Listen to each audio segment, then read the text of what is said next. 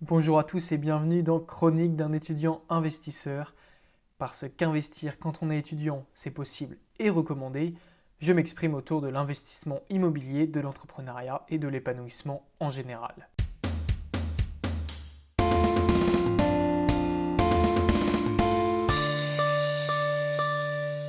Donc je suis vraiment super content de vous retrouver pour ce deuxième épisode. Et avant de commencer, je voulais juste vous demander, voilà, si le concept vous plaît, si le podcast vous plaît, vraiment, si vous pouvez me soutenir en mettant un j'aime, en pétant la gueule du pouce bleu, du pouce vert, je ne sais pas exactement. Et si vous pouvez aussi laisser un commentaire, vraiment pour soutenir, c'est extrêmement important pour l'algorithme YouTube, pour être recommandé, pour pouvoir prévoir des choses de plus en plus folles. J'ai énormément d'idées pour la suite de l'année. Vous allez voir, la chaîne YouTube va exploser, le compte Insta va exploser. Mais pour ça, eh bien, j'ai besoin de vous, vous le savez bien. Donc tout de suite, un petit commentaire, un petit j'aime. Abonnez-vous. N'hésitez pas à vous abonner aussi au podcast Spotify ou Deezer. Voilà, c'est super important. Et puis, je vous remercie par avance pour ça, si du moins ça vous plaît. Donc on se retrouve pour le deuxième épisode de Chronique d'un étudiant investisseur. Et aujourd'hui, je voulais qu'on aille un peu plus en profondeur sur le devoir d'investir.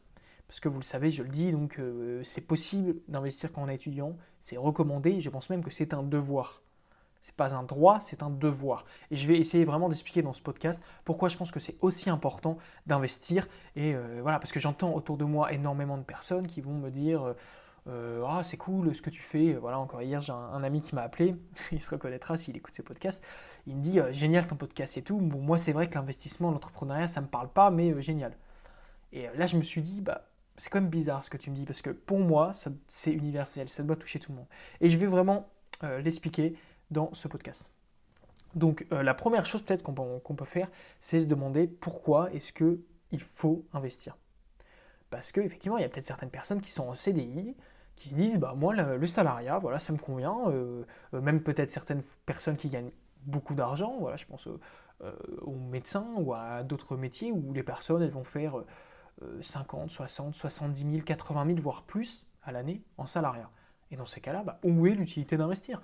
Chaque mois, j'ai un salaire qui me permet de subvenir à tous mes besoins, qui me permet même d'avoir un certain rythme de vie peut-être assez développé. Pourquoi est-ce que j'aurais besoin d'aller mettre de l'argent de côté? Alors pour ça, il faut peut-être comprendre un peu plus certaines choses, notamment le système français, aujourd'hui comment il marche.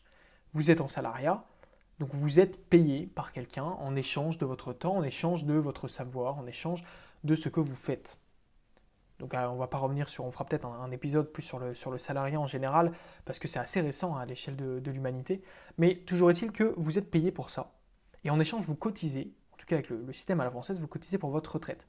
Donc ça veut dire que là, actuellement, chaque heure que vous travaillez, c'est un petit centime, des petits centimes, des euros qui vont se mettre dans une sorte de cagnotte. Et à votre retraite, on va regarder combien de temps vous avez travaillé. On va regarder, voilà, ouais, c'est ça, combien de temps, à quel point. Et en échange de ça, on va vous dire, bah voilà, vous avez le droit à une retraite de tant d'euros. Donc à 62 ans, 63 ans, ou d'ici là, peut-être 70 ans, on ne sait pas. On va vous dire, voilà, votre salaire en fonction de ce que vous avez gagné. Ça, c'est la première chose qui devrait peut-être vous mettre la puce à l'oreille, c'est de vous dire, est-ce que je fais confiance, en fait, à l'État pour me dire, aujourd'hui, je suis en train de cotiser pour quelque chose dans 30, 40 ans, alors que je n'ai aucune certitude que dans 30 ou 40 ans, la retraite existera toujours. C'est-à-dire qu'aujourd'hui, on voit bien, d'ailleurs, on a tendance à avoir un allongement de l'âge de départ à la retraite, une diminution de ces retraites-là.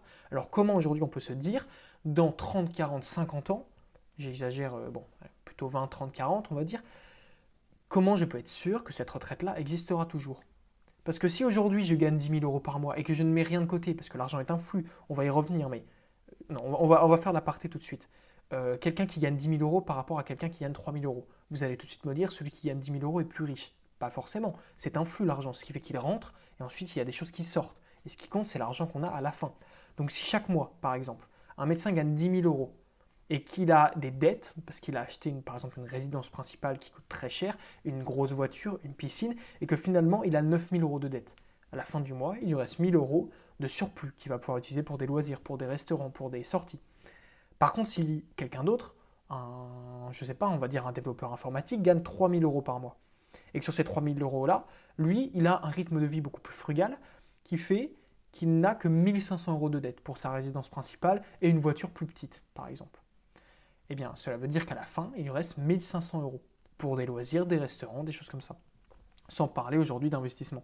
Donc déjà, on voit tout de suite que ce n'est pas parce qu'une personne gagne 10 000 euros ou 30 000 euros qu'elle est forcément plus riche à la fin du mois. Si du moins on considère que la richesse, c'est avoir de l'argent disponible pour faire ce que l'on aime. Alors forcément, vous allez me dire, le médecin a une résidence principale, c'est peut-être une superbe ville près de la mer, ou peut-être que sa voiture, c'est une Porsche.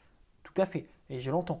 Mais si on parle en tout cas en monnaie, en cash, ce qu'il reste à la fin sur le compte en banque, la personne qui gagne 3 000, dans mon cas, sera plus riche. Donc déjà, c'est la première chose à se dire, c'est que l'argent est un flux. Maintenant que cette discrétion est finie et que c'est pas parce que vous entendez que quelqu'un gagne 20 000 euros ou encore pire qu'une boîte a fait 100 000 euros de chiffre d'affaires, sans compter les impôts, sans compter les charges sociales qui vont avec. Bon, c'est ça, je pense que vous le savez.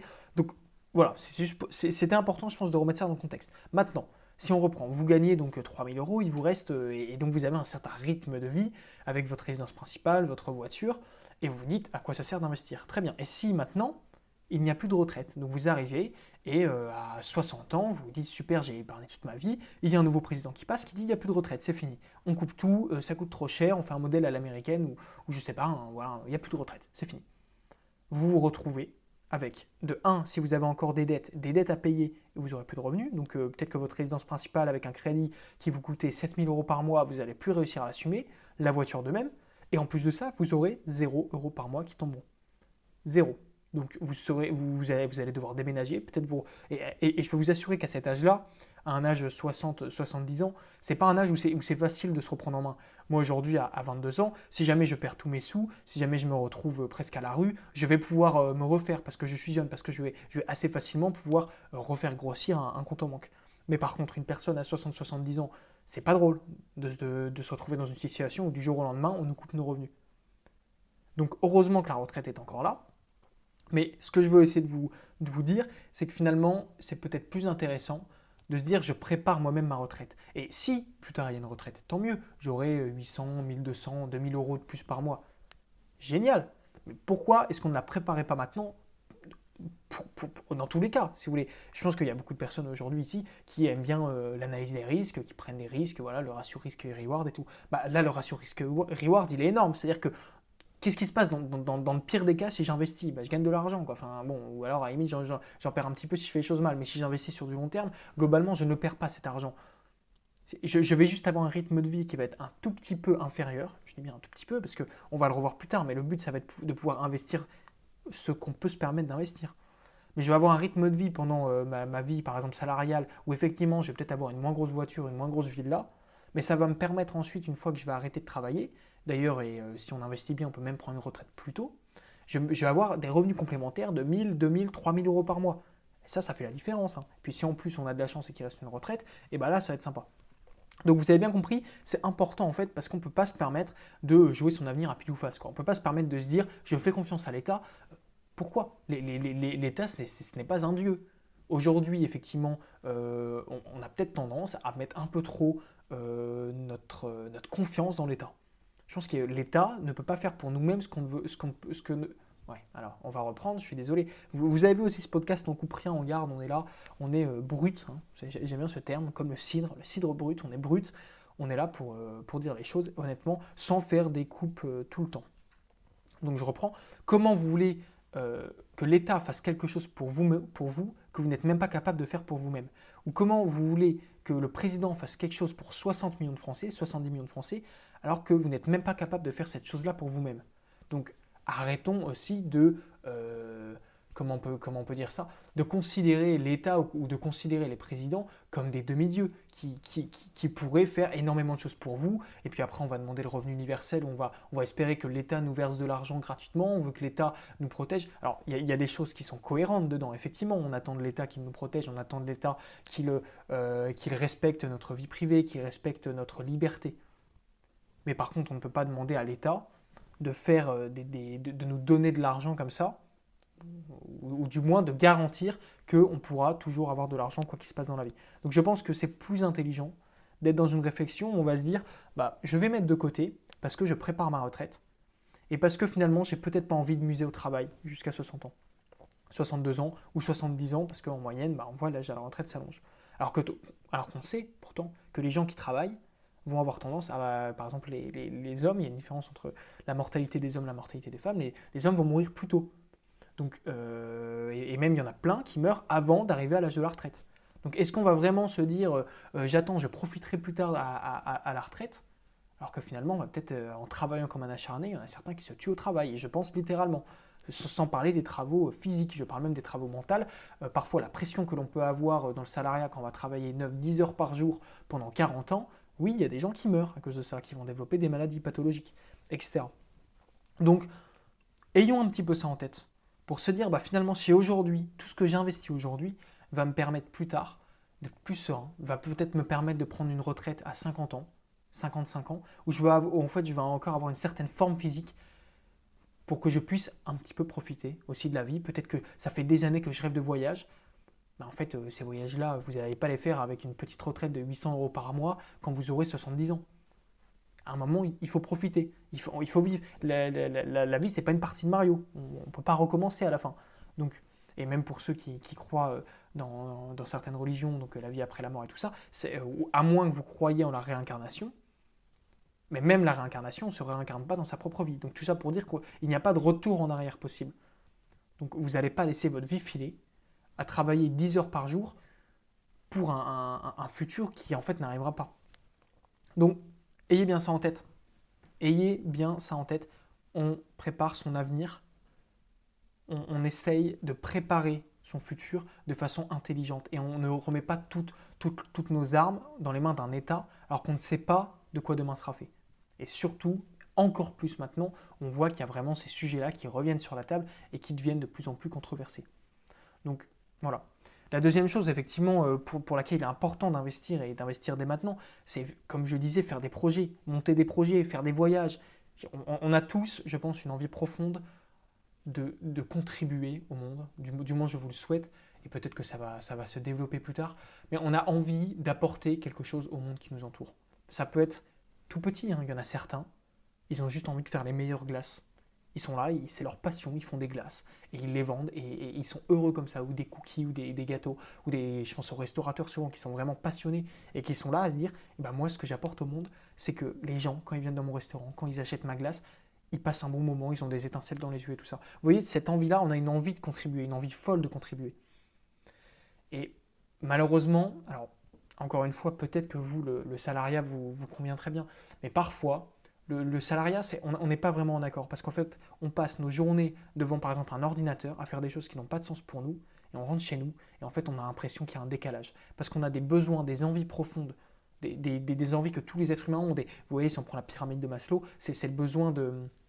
Je ne sais plus comment ça s'appelle, il y a les besoins primaires, voilà, manger, se reproduire, être en sécurité, le besoin d'appartenance à un groupe. Et le dernier besoin, c'est le besoin d'émancipation, c'est le besoin d'accomplissement de soi. Il y a besoin de s'accomplir. Donc si aujourd'hui votre travail vous permet de vous accomplir, c'est parfait, c'est super, et dans ce cas, vous êtes tombé sur le bon travail. Voilà, moi j'en connais, des avocats, des médecins, parfois ou des militaires ou des personnes qui ont des vocations très fortes, qui quand ils se lèvent le matin ont l'impression de s'accomplir. Et c'est génial.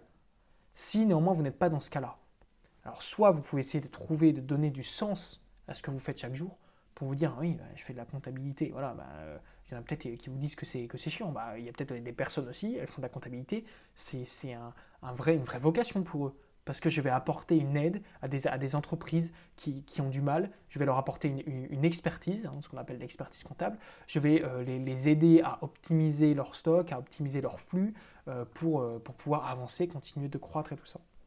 Donc, on peut réussir à trouver du sens dans tous les métiers, parce qu'il n'y a pas de métier bête, il n'y a pas de métier inexistant, du moins je le pense.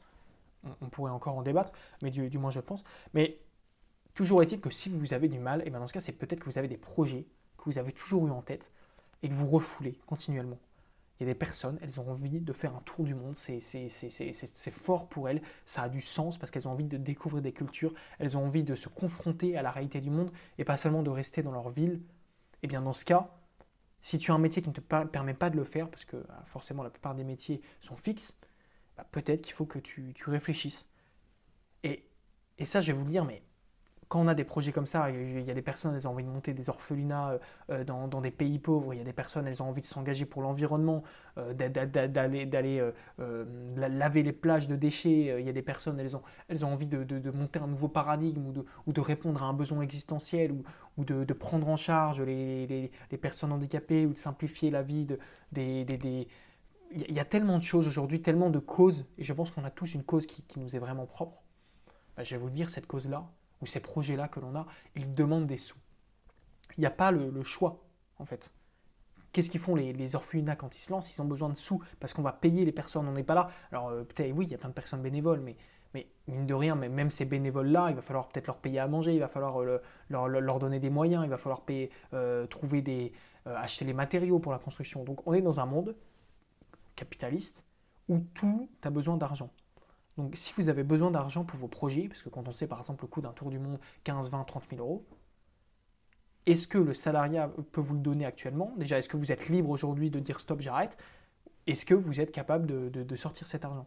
Alors, c'est pour bien que vous compreniez que finalement, à la fois pour préparer sa retraite, pour préparer son futur, et à la fois pour faire les projets qui nous tiennent à cœur, qui vont nous permettre de s'accomplir, parce que ce qu'on cherche encore une fois, c'est le bonheur, c'est l'accomplissement de soi, être heureux. Eh bien pour ça, on va avoir besoin d'investir. Parce que je connais personne qui va dire, alors si, bon, alors vous allez me dire le contre-exemple, mais attention, on ne prend pas un contre-exemple pour une généralité. Mais oui, effectivement, il y a des personnes qui vont aller faire le tour du monde avec zéro sou et qui vont aller de ville en ville, qui vont aller marcher, qui vont essayer de faire avec un peu la providence, on peut dire. Mais ce n'est pas une généralité. Peut-être que pour certains projets ça marche, pour d'autres par contre, si vous dites je vais aller, typiquement je veux aider, je vais monter une association pour aider, je ne sais pas, les personnes qui ont tel cancer, et je vais tout faire ça bénévolement, bah, très vite tu vas être limité. Très vite.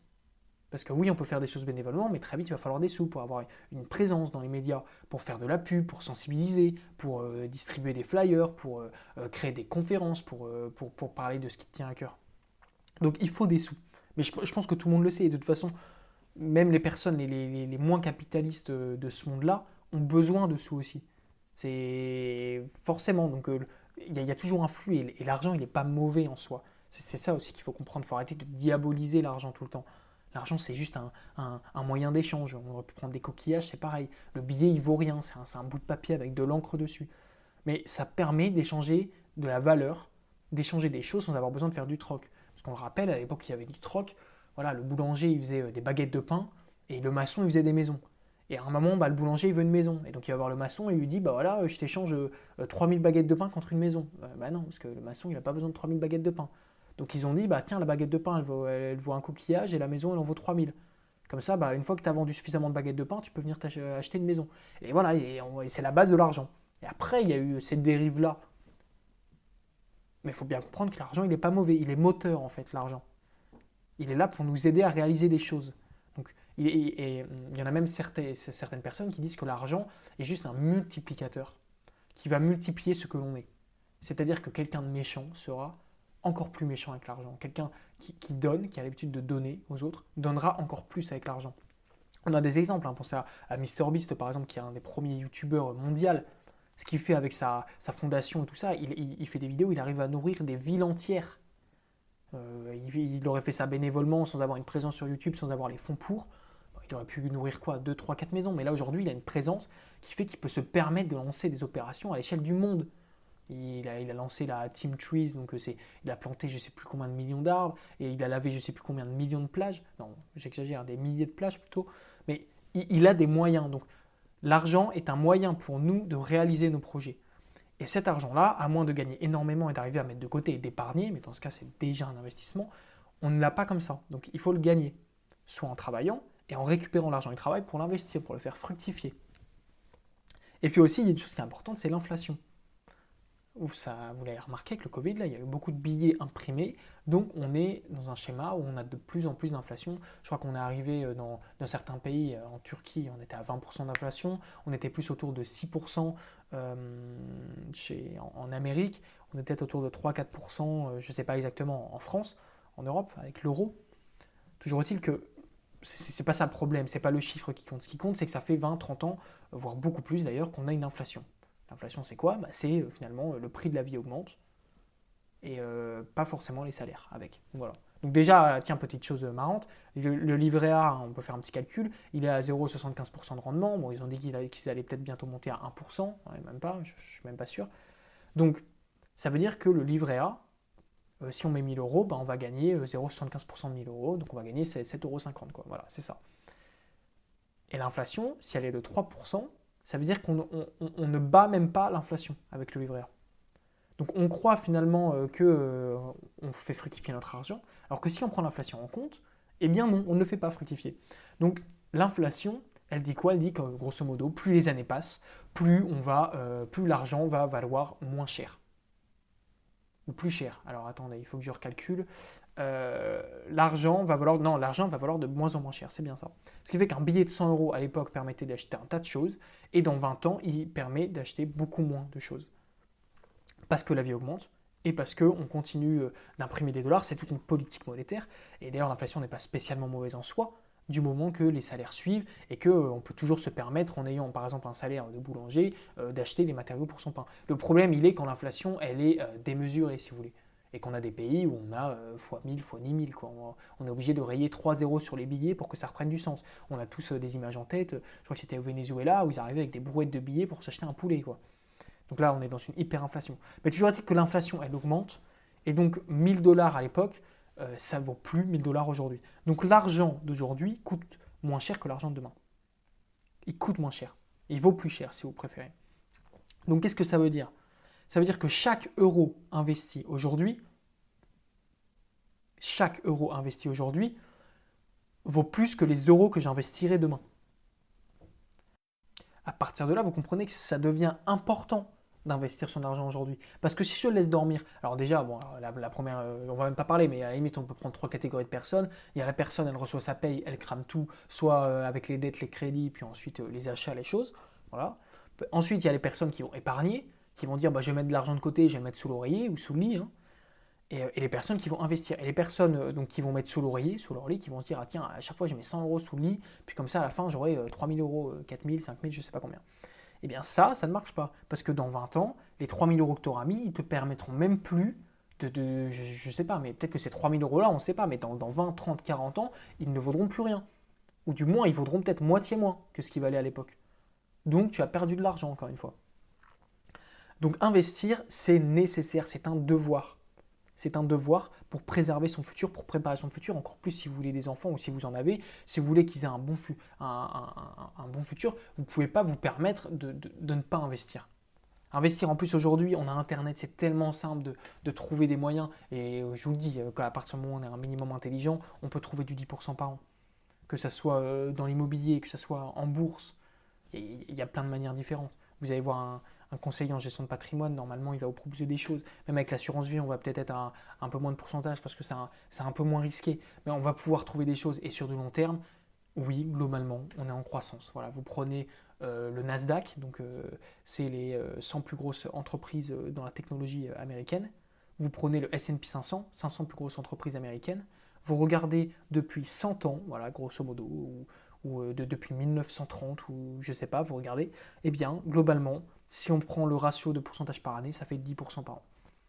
Donc, si on simplifie à l'extrême, c'est-à-dire que quelqu'un qui aurait investi il y a 100 ans qui investit tous les ans, il va faire 10% par an. Donc je mets 1000, je gagne 100 euros. Je les réinvestis, puis ça va me faire 110 euros ensuite, etc., etc., etc. Et ça, c'est des investissements long terme. Donc on place, on ne regarde même pas. Donc c'est pour vous dire, il y a plein de solutions, il y a de la formation, il y a des vidéos YouTube sur ça, qui le font beaucoup mieux que moi. Et moi, je ne vais pas forcément rentrer dans le détail de qu'est-ce qu'il faut investir parce que j'en ai pas forcément envie. Là, le but plutôt, c'est de vous montrer que vous êtes étudiant et vous pouvez commencer à investir et vous devez commencer à investir. Parce que voilà, il y a 3 choses, comme on l'a dit, c'est vous ne savez pas si vous aurez une retraite plus tard. Vous avez des projets qui vous tiennent à cœur et je pense que pour votre épanouissement, c'est important de les mener au bout et que ça ne reste pas des rêves parce que c'est le meilleur moyen d'avoir une dépression, c'est d'avoir des rêves toute la journée dans sa tête et finalement de ne jamais les réaliser et d'être pris dans un quotidien qui ne nous plaît pas. Je ne vois pas comment on peut être sain mentalement en ayant des énormes rêves de grandeur, de liberté et être dans une prison toute sa vie. Donc faites en sorte de mener vos projets. Donc pour ça, il faut investir. Et la troisième chose, c'est pour contrer l'inflation aussi. Parce que voilà, aujourd'hui, l'argent d'aujourd'hui coûte moins cher. Donc placez-le, ne le gardez pas bêtement.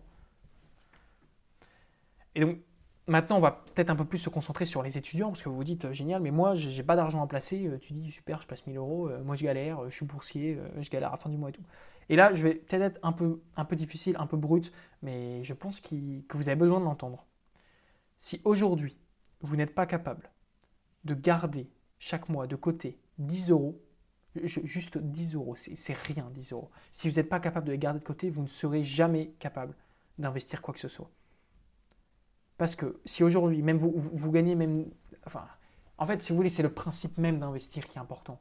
Vous avez beau gagner, vous me dites je gagne rien, mais je suis boursier, j'ai juste 300 euros par mois, ben, garde ne serait-ce que 5 euros. Parce que c'est le principe qui est important. Mais si tu n'es même pas capable de garder 5, 10 ou 20 euros, et qu'est-ce que tu crois? Qu'est-ce que tu crois? Est-ce que tu crois que quand tu vas gagner 3000 euros plus tard, tu arriveras à mettre de côté? Mais pas plus. Parce que si finalement tu as un rythme de vie qui te crame tout ce que tu gagnes, tes dépenses sont supérieures à tes revenus, mais ça sera la même chose tout le temps. Et moi je connais des personnes qui ont beau gagner 10 000 euros, qui à la fin du mois ils n'ont rien. Alors que je connais des personnes qui en gagnent 1000 ou 800 et qui arrivent à investir. Alors, où est la différence entre ces deux personnes-là? Eh bien, il y en a un qui va dire à chaque début de mois, dès que je vais recevoir ma paye, dès que je vais recevoir mon salaire, je vais tout de suite mettre de côté la somme que je veux investir. Directement, on ne se pose même pas de questions.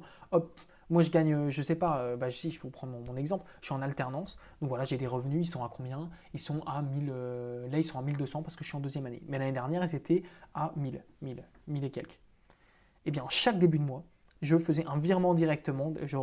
Parfois, c'est même virement automatique, hein, on fait ça, hop. Et j'avais 200 ou 300 euros qui sortaient. Donc, 30% presque de ce que je gagnais. Alors que j'étais alternant. Alors que j'ai des charges aussi, vous voyez.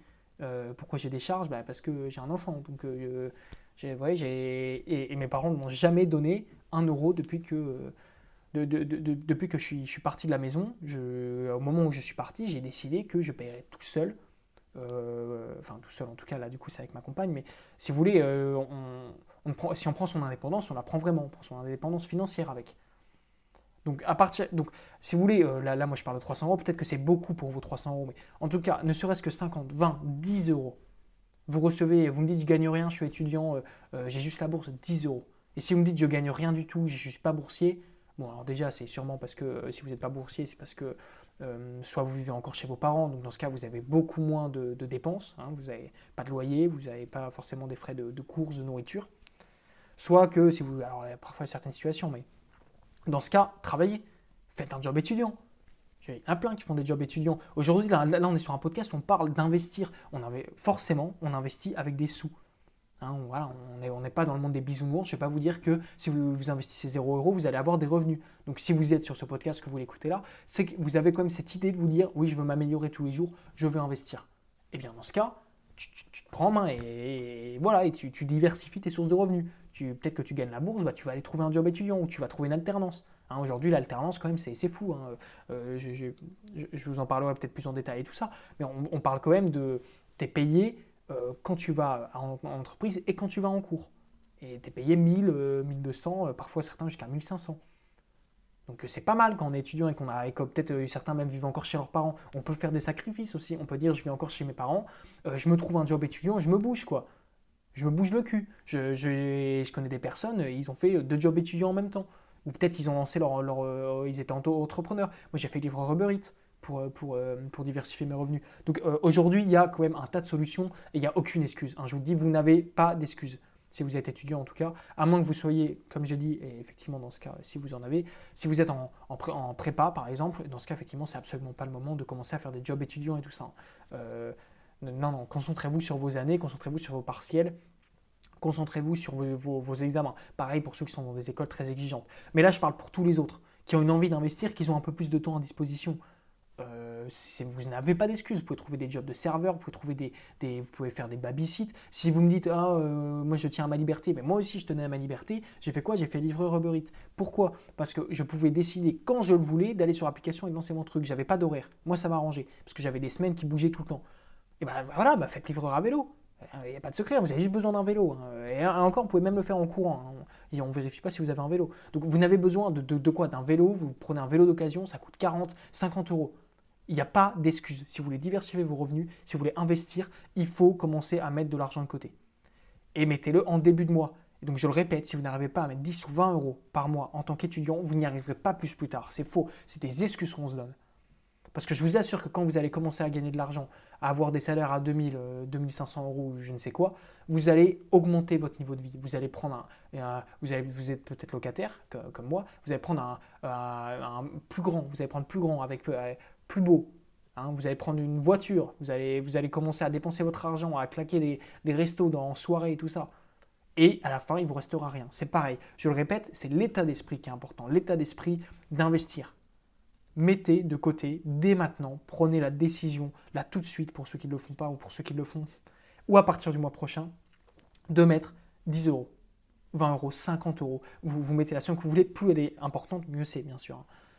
Parce qu'il n'y a pas de secret, je crois que c'est Yann Darwin, c'est Yann Darwin qui dit ça, Y égale AX, donc c'est-à-dire que l'investissement qu'on peut avoir, c'est égal à ce qu'on investit, le A, donc le capital, fois le rendement, donc le X, la rentabilité. Et c'est beaucoup plus facile d'avoir un gros résultat en investissant 1 million à 2% que d'investir 1 euro avec un fois 1000. Vous voyez ce que je veux dire? Parce que c'est tellement risqué le fois 1000 qu'en fait c'est beaucoup plus simple de mettre plus d'argent, tout simplement. C'est pour ça que les riches sont aussi riches, parce qu'ils mettent plus d'argent, ils investissent toujours plus d'argent, et finalement ils peuvent même se permettre d'avoir des retours sur investissement beaucoup plus faibles.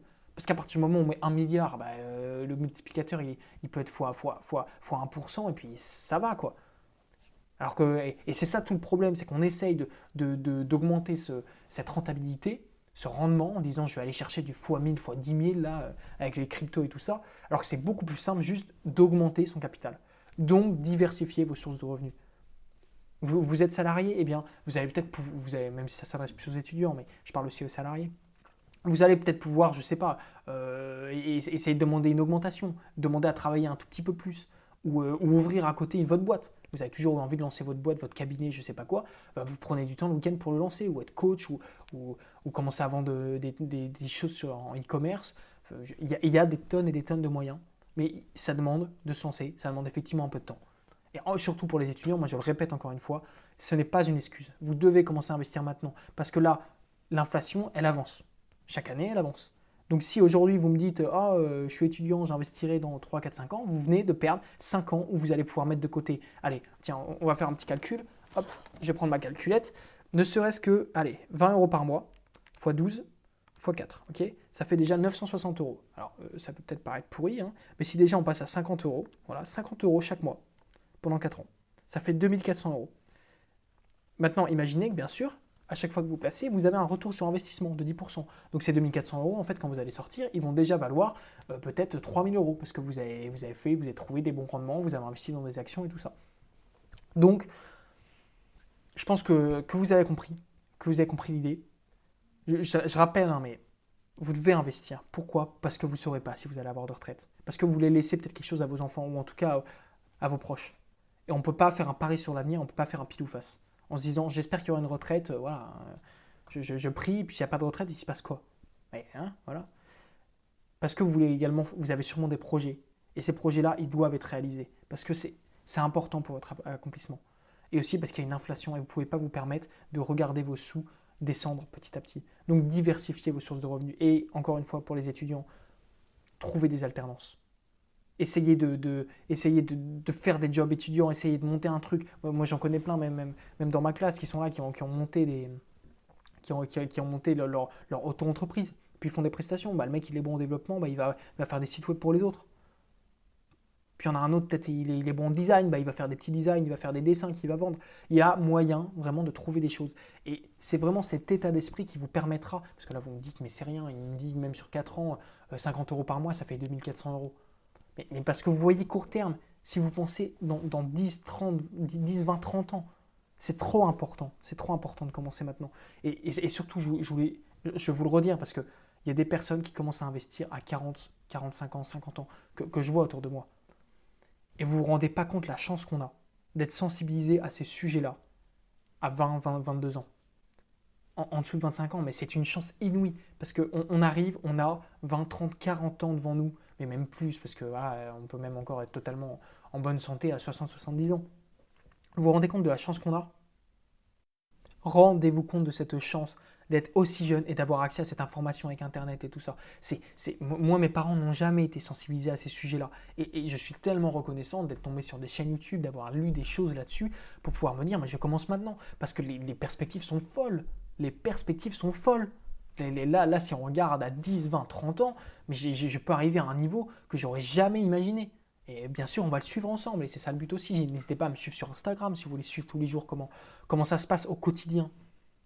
Comment on arrive à se mettre dans cet état d'esprit et comment on passe à l'action surtout. Et je vous renvoie à mon précédent podcast sur le passage à l'action. C'est parce que c'est ça vraiment qui fait la différence. C'est de passer à l'action, d'arrêter de se dire ça sera pour plus tard, quand je gagnerai plus, quand il se passera ça et tout ça. Non.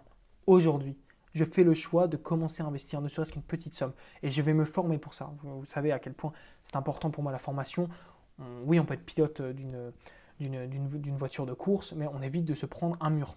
Donc, on se concentre. Et on commence, on passe à l'action.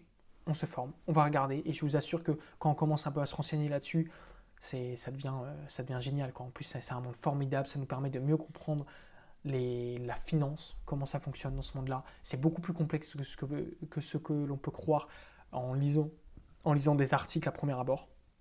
Donc, voilà, je vous encourage vraiment à avoir cet état d'esprit-là. Je pense qu'on va s'arrêter là pour ce podcast. Parce que c'est toute la puissance de l'effet cumulé.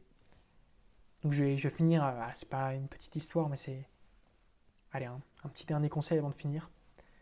Imaginez que, pour ceux qui ont fait des maths, imaginez vraiment une courbe exponentielle. Et si on zoome vraiment entre 0 et 1 dans une courbe exponentielle, le début est tellement long. Le début, il est infinissable. Parce qu'on a l'impression que toutes nos actions n'amènent à rien. Ça n'avance pas. Et il y a un moment dans la courbe exponentielle où ça y est, on a passé un cap. Et en fait, ça va aller de plus en plus vite. Et en fait, c'est ça la courbe exponentielle, c'est que ça commence très doucement. Ça prend son temps et les actions qu'on fait aujourd'hui prennent énormément de temps. Et il y a un moment où on passe un cap et tout se libère et ça va plus vite, plus vite, plus vite, plus vite, plus vite. Et ça ne s'arrête pas. Et vous le savez, la courbe exponentielle, elle va toujours plus vite. Et ça devient presque à la fin un mur vertical. Donc, ayez cette vision en tête. Oui, ça va être long. Oui, ça va être difficile. Oui, ça va demander des sacrifices. Ça va demander de travailler plus, d'avoir peut-être moins de temps au début pour ses loisirs, mais parce qu'on a en tête le bonheur. Parce qu'on sait qu'on ne peut pas jouer à pile ou face sur son futur. Parce qu'on a envie que nos projets que l'on a au fond de nous doivent être accomplis. Et parce qu'on ne veut pas que l'inflation comment je peux appeler ça, nous mange petit à petit le peu que l'on gagne. Donc voilà, c'est la fin de ce podcast, de ce deuxième épisode en tout cas de Chronique d'un étudiant investisseur. Si ça vous a plu, encore une fois, n'hésitez pas à commenter, à partager la vidéo autour de vous pour répandre le message le plus loin possible. Puis moi, je vous dis à la semaine prochaine.